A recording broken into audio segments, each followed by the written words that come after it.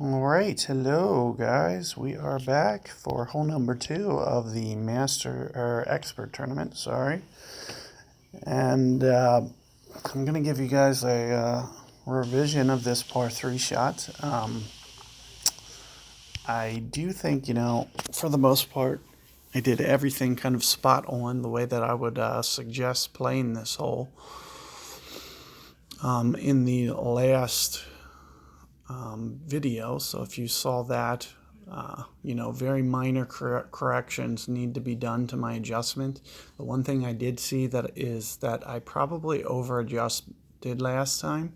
I believe, I had like a low 8 something wind, and I almost played at 1 per ring, maybe 1.1 per ring, and just kind of went almost a mile per hour under, and it probably seemed like it wasn't quite.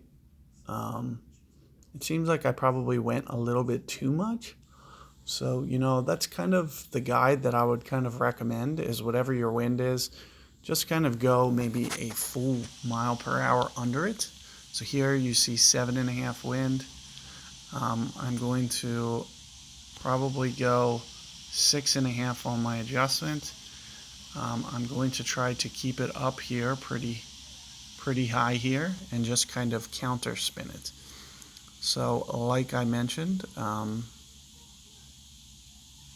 let's just see what this looks like. I'm going to go 6.5 now rings on my adjustment and just gently curl it just to kind of, more than anything, just try to straighten out the effects of that wind. And let's see what this looks like.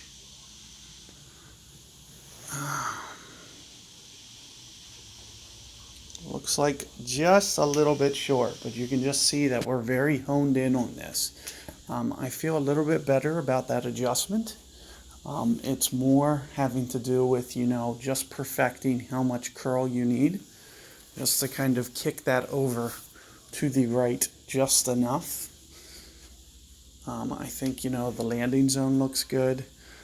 The amount that it goes up the hill looks good.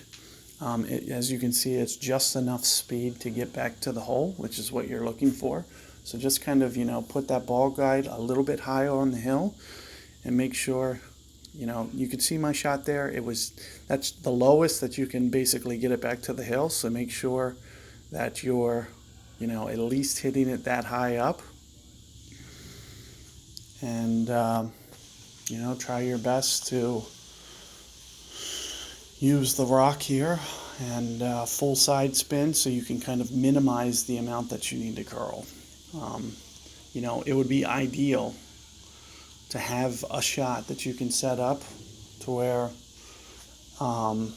you can just kind of put it in the center of the circle. And that's the reason that you see me bringing 3 power balls or 3 side spin balls, plus putting on a Kingmaker, is just to kind of, in my opinion, those balls are going to be a lot better than using, say, a bunny ball.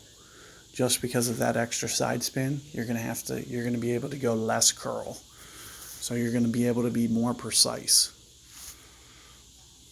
So let's take a look at this one real quick with the rock driver.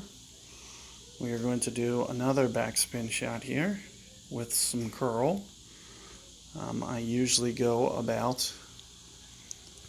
4 backspin and kind of land aggressively on this corner when I play tour 11. So that's what you're going to see me play here.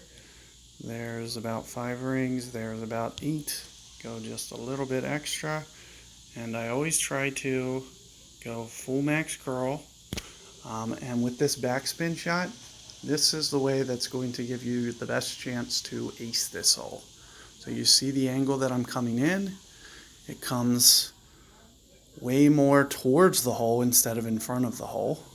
Not to mention, in that version, you see it stopping very close as well. That's going to give you the best chance to ace it. So if, for example, I believe in Expert, I am going for the island. If you don't want to go for the island, that's the shot that you need to replicate, is you need to go for that corner with 4 backspin-ish, 4 to 5, somewhere in there. And you could go a little bit up into the neck. I wouldn't recommend doing that with Thor because it doesn't quite have enough curl. So with Thor, I recommend landing it a little bit shorter of that neck, kind of like where this guy is landing it. But you have to get very aggressive, not like that. You have to get very aggressive on that corner to where the ruff is. So that's the one thing. And the reason that I'm not going for that shot is because you have to get somewhat aggressive. Unless you were to go landscape, you need to get very aggressive to that rough edge. And I just don't want to see a mistake, in over, because when you add that curl, you can't see if you're adding power too well. And if you're not careful, you're going to add power.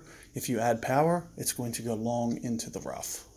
So you need to be very precise with the way that you curl. And for that fact alone, even I make the mistake. I almost wish, they would develop some kind of aid for curl to where, there was almost like a line or something, or some kind of indicator on the ball that gave you kind of a better understanding for curl to whether or not you're adding power or not, because it's very hard when you have to go, I was probably using about 60 curl, 60 to 70-ish. That's about as much as I can get on my phone. And if you can't see where to put that, then, power-wise, you can make mistakes going that much. I feel a little bit more comfortable when I only have to curl it, say 10 to 20 or 20 to 30. But when I actually go full over to the side, that's where the mistakes really start to get made. You might short hit it a little bit.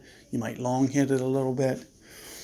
So that's the biggest reason that you see me going for the island, because I can just put the ball in the center of the circle and hopefully hit perfect ball and just take it off the island, give myself a very easy, precise way to aim for a hole-in-one. So that's the advice that I can give you. I'll talk more about that. I'll kind of, almost exactly repeat what I just said for the most part when we actually get to hole 8 or hole 5, is it? Hole 5. So, good luck with hole number 2. I think I've given you, enough things that you can work on perfecting hole 2, and be on the lookout for hole number 3 coming up.